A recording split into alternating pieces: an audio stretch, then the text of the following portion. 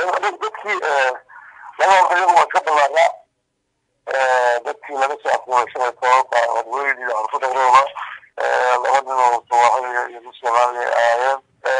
waxaa hay adugu abaarihii saddex saacadood kaafeeno ka soo baxa reerkani aado baa loo soo maray albaldaaye talikusida saamada boogi ilaa iyo meel la yidhaahdo tawfiiq bay nimankaasi yimaadeen intaas nagula waa daba joogna ma garat waa gartay waa naga kabrayo niman naga horeeyay bay ahaayeen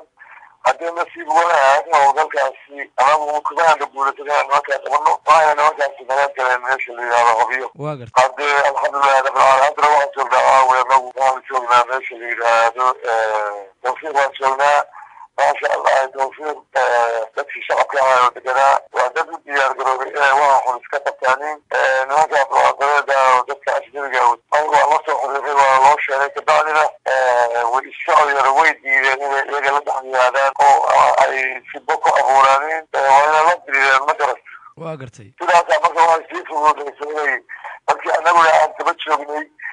dhulkii ay kusoo tukanayeen loo diiday inay soo galaaniin baa waxay ka oskaraysa marka inay loo gudbaaniin mudmudba ka gudbaan oo ay hobiyo usii gudbaaniin ma garan waa gartay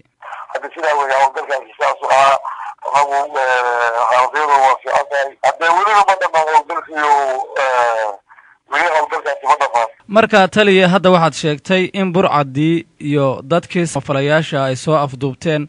ay dhankaas iyo degmada hobyo la aadeen marka maadaama hobyo ay ka taliyaan maamulka galmudug ilaa iyo hadda wax xiriira ma la samayseen maamulka hobyo ama kan galmudug saxaabada hadda ka sheegnay hadda gubernatooraha ka hadlay oo caalamkooda u sheegay in loo baahan yahay galmudug inay hawshaan waa ka socoto maadaama galmudug iyo puntland maanta xiriir fiican oo siyaasadeed uu ka dhexeeyo dadkan lasoo afduubana ay yihiin dad samafalayaala oo dadka maasada wax kale ay yihiin oo hay-adaha caalamiga ay ka tirsan yihiin waxay waxa u qabanayeen ay yihiin dadkii shacabka ahaa oo soomaaliyeed ama xagga ha jira ama xagga ha jiro waxaa dadka ka sabaa puntland iyo galmudug xiriir fiican oo siyaasadeed baa ka dhexeeya waxaa lagu qasban yahay marka waxay ku qasban yihiin marka inay arrintaa tilaabo ka qaadaan haddii wadana wada ku filan yahay oo kuba kooban yahay dadka intaa gubernatooruhu ka hadlay uu ku kooban yahay oo dee intaasaaba ku filanba annaguna dee waxaan moogtahay burcadadeeda waa iska shufto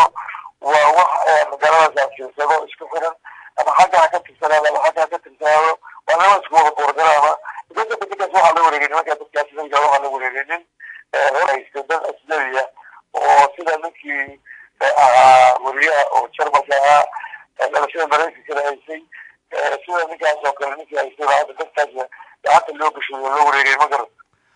waa gartay sidaana warbaahinta ku hadlay buuxda sidaas way xaaladaas taliya waxaa jidha nimankaani inta aysan u gudbin dhankaas iyo degmada hobyo waxa ay sii mareen dhul puntland ay ka arrimiso intaas oo dhan dhulkaasi ay sii mareen wax ciidana ma waysa joogin maxaa nimanka loo qaban waaye wallaahi horta niyo waa run intaas ay sii mariyeen dhul puntland buu ahaa hase ku ahaatee intii waxooda badana waxay sanadka gobolka mudug iyo gubernatooraha gobolka mudug maraha ay sii marayeen si fudud oo wasilaada waad garanaysaa nin baabuur dheereeyo wata ayagoo telefoonadooda si toos uma wada shaqeeyaan ilaa aawadan marka meel walbana dee baabuur bireeay si fudud qaateen markaan soo istaagana waxaa layahaa hadday gudbeen nimankii amaguna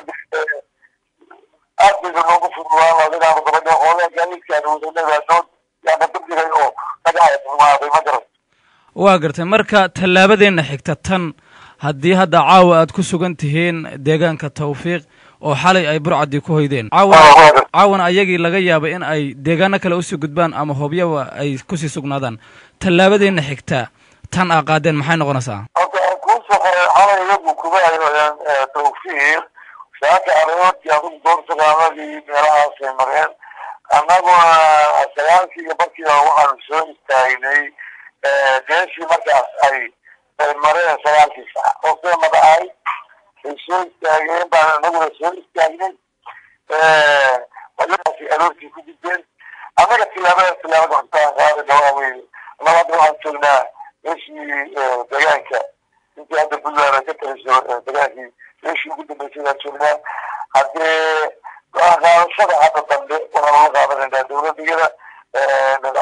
وزير كهذا وزير كأمنية ما كان يوم كنت اليوم مع الصومال يا مدرسة واقرتين هذا التوقير هذا أنا التوقير ما كان كل يعني هذه أنا هذا اللي هذا أو ده هذا هذه اللي شو ده مش إلى يوم الوصولنا هذه اللي وصولنا أنا كان ما توقع ولا ناي يو أنا كان ما أقول وهجاج ugu dambeyntii taliye haddii lagu guulaysan waayo in dadkaasi samafalayaasha laga soo badbaadiyo gacanta burcadbadeeda maxay noqon kartaa tallaabada Puntland ama taliska ciidanka gobolka Mudug uu ka qaadayo burcadbadeeda oo muddooyinkii dambe ku soo badanaya gobolka Mudug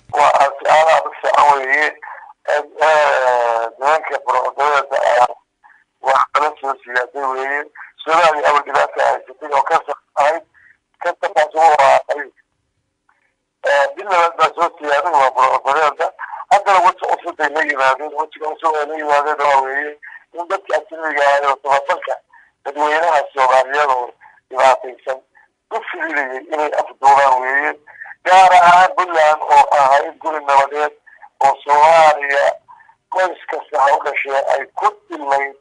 أي شفته هو هاي أي واحد كبير يعني تفتح وأنا برواد السياسة وديروي وحفظت معها أنت أتذكر كلامك كذا يعني هذا الشيء دولة بالله الله وفبعتها سبعة أولياء كلا حليا نشروا بالله ومامل ودولة شكا ومامل بيننا درهوين لنا وزيرين لنا برلمان بيننا دولة بيننا أنا كاس لها لك سوريا بعدها أي أرين خطر أو بدل أي كاس وسط أرين كاس هو إذا ما سوى هذا الربط المسؤولي هذا الشبه واحد إسكال دولة يبقى حوينها إسكال أنا على نفسه ويا جواب كلام الله